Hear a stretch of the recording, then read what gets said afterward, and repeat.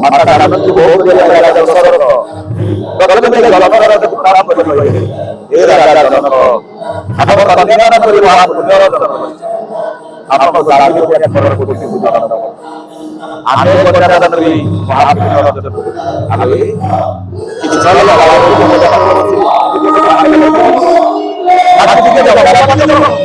अब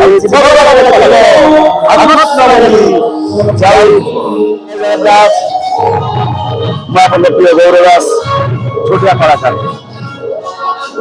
यात्रा तो चली सब चली वर्ष यात्रा मौल शिवानी जगन्नाथ रिहर्सल दर्शक भल पाया बहुत बढ़ी जाए सब जगार खंडगिरी 4 रात 3 रात 5 रात 4 रात हाथ बोली जाऊँ अन्य यात्रा करवा खंडगिरी यात्रा करवा तफात थाए खंडगिरी माहौल अलग ये खाली भुवनेश्वर दर्शक देखते ओडार अनुपूर्ण दर्शक आसती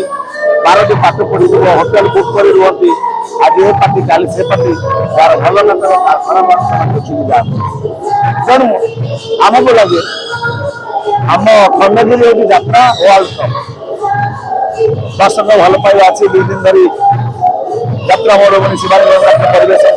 से गोटे नाटक आकृष्ण बोली जाऊँगी आ 4 दिन मध्य से नाटक हम निश्चित भाव आप भल पाइबार आसतु देखु पुराणा कथा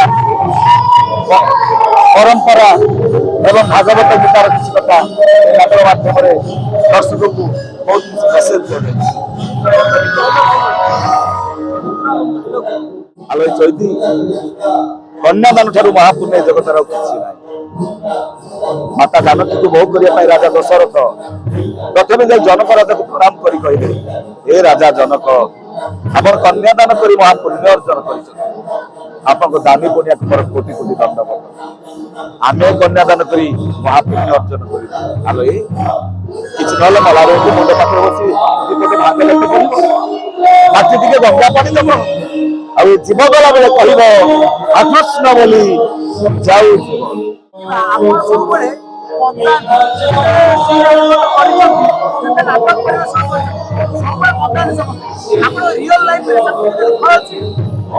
रियल लाइफ रे सेमती किसी दुख ना मो पेंडेल दुख कांदू मत पात्र मत भल मो पिला भल मो स्त्री भल बहुत लोकंर भल पाइबा अच्छी गौरा सेमती हस खुशी चलती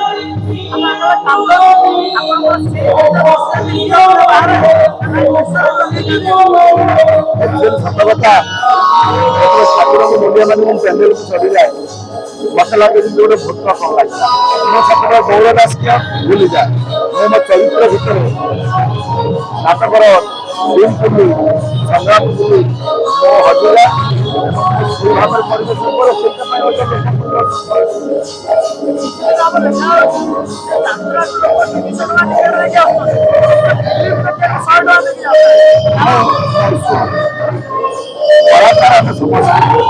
दिन था फिल्म हल बर्तमान प्रत्येक हल होगा मनुष्य व्यस्त जेहेतु यात्रा लाइफ नाटकता देखते नाटकर भी सब परिवर्तन आसला आज को आहरी परिवर्तन आस सामाजिक रही नाटक हम तेणु फिल्म मेन कथा हूँ हल टाइम रोजगार देव आमर इंटरनेट केते रोजगार हम से अनुसार होटल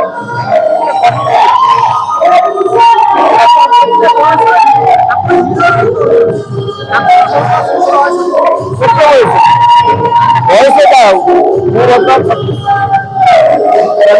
जना पड़ू के लगुच बास मुझे वर्ष अच्छी बयस 17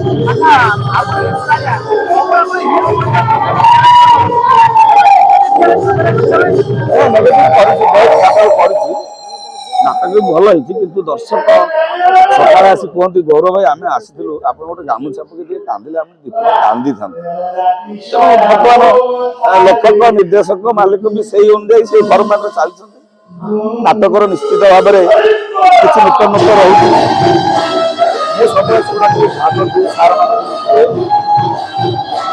ଆଗକୁ ଯାତ୍ରା କେମିତି ଚାଲିବ, ଯାତ୍ରା ଦର୍ଶକ କମିଟି ମାଲିକ କଳାକାର ସମସ୍ତେ ମୁଣ୍ଡ ଭିତରେ ପୁରେଇ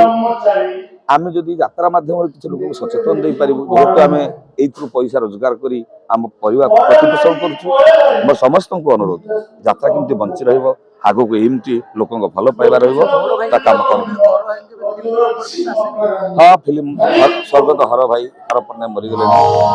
ପୁଅ ମୋର ଭୋଳା ଶଙ୍କର ଫିଲ୍ମଟାରେ ମୋତେ କହିଥିଲେ ଅଭିନୟ କରିବା ପାଇଁ,